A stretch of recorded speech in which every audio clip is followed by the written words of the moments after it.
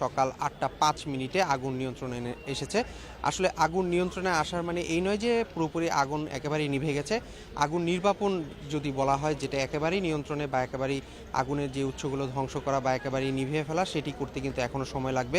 আমরা যতটুকু জেনেছি ভবনের ষষ্ঠ, সপ্তম, অষ্টম এবং নবম এই 4 তলায় আসলে আগুনটি লেগেছে এবং সেই ভবনগুলোতে, সেই ফ্লোরগুলোতে ফায়ার সার্ভিস কর্মীরা ঢুকেছেন এবং তারা সেখানে গিয়ে প্রতিটি রুম এবং প্রতিটি জায়গা তারা দেখছেন এবং কোথাও কোনো আগুনের অংশ আছে কিনা সেগুলো খুঁজে খুঁজে দেখে সেগুলো নিভানোর চেষ্টা করছে।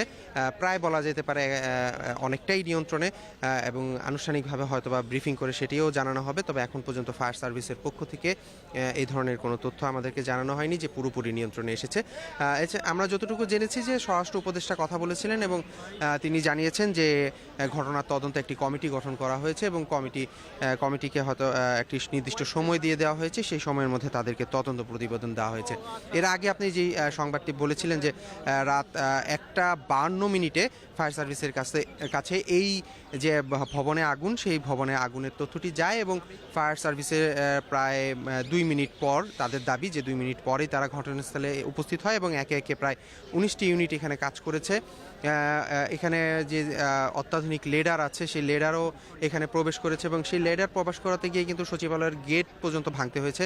আপনি জানেন সচিবালয় একটি রেস্ট্রিক্টেড এরিয়া, এখানে সবাইকে আসলে প্রবেশাধিকার নেই, যার কারণে এখানকার স্থাপনা বা অনেক কিছু আছে। গেটের ভিতরে যে গাড়ি ঢোকার যে প্রবেশপথটি, সেটি কিন্তু এখানে একটি চেকিংয়ের মাধ্যমে ঢুকতে হয়। সেই জিনিসগুলো কিন্তু আসলে সরিয়ে ফেলতে হয়েছে এই আগুন নিভাতে গিয়ে ফায়ার সার্ভিসের গাড়ি ঢুকানোর জন্য।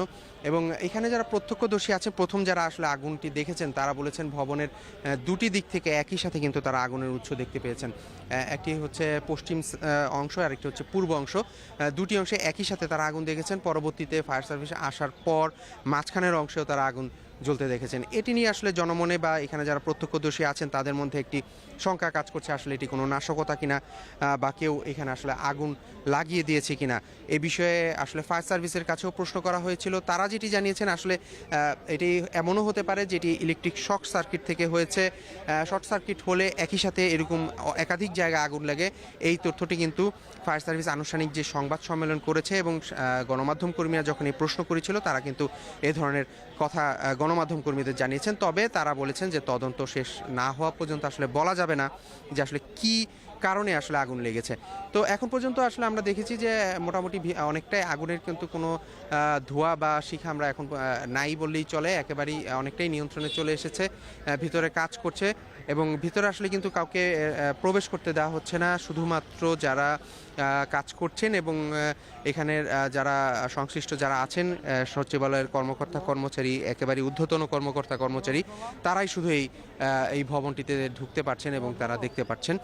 এবং আপনি যেটি বলেছেন যে গুরুত্বপূর্ণ বেশ কয়েকটি মন্ত্রণালয় এবং বিভাগ কিন্তু এখানে আছে এবং যেহেতু সচিবালয় আপনি জানেন রাষ্ট্রীয় অনেক গুরুত্বপূর্ণ তথ্য, কাগজপত্র, নথি এখানে আছে, সেগুলির কি অবস্থা আসলে আমরা হয়তোবা পরবর্তীতে জানতে পারবো ফায়ার সার্ভিসের পক্ষ থেকে যখন আনুষ্ঠানিকভাবে পরিদর্শন শেষে জানানো হবে। এছাড়া যেসব সংশ্লিষ্ট মন্ত্রণালয় আছে, সেই মন্ত্রণালয়ের যারা ঊর্ধ্বতন কর্মকর্তা আছে, সচিব আছে, উপদেষ্টারা আছে, তারা হয়তোবা আমাদেরকে এইসব তথ্য জানাতে পারবে। তো বিজন আমরা আছি, আমরা দেখছি যে আসলে এখানে উৎসুক জনতা অনেকে এসেছেন। অনেকের মনেই প্রশ্ন যে এরকম একটি গুরুত্বপূর্ণ জায়গায় কিভাবে এত বড় অগ্নিকাণ্ড সংঘটিত হলো এবং আগুন নিয়ন্ত্রণে আসতে প্রায় 5 থেকে 5.5 ঘন্টা সময় লেগেছে। এটি নিয়েও একটি প্রশ্ন আছে যে এত বড় সময় কেন লাগলো, এরকম গুরুত্বপূর্ণ একটি জায়গায় অগ্নি নির্বাপন ব্যবস্থা আরও জোরদার কেন হলো না। নানা ধরনের প্রশ্ন আছে, সব প্রশ্নের তথ্যই হয়তো বা বের হবে, তদন্ত কমিটি হবে এবং যারা আমাদের সাথে পরবর্তীতে কথা বলে তাদের কাছ থেকে আসলে এই প্রশ্নগুলোর উত্তর আমরা হয়তো বা জানতে পারবো। বিজন আমরা আছি, তথ্য সংগ্রহ করছি, পরবর্তী সংবাদে আবারও সংযুক্ত হয়ে এখানকার যে সর্বশেষ তথ্য তা জানিয়ে দেওয়ার চেষ্টা করব।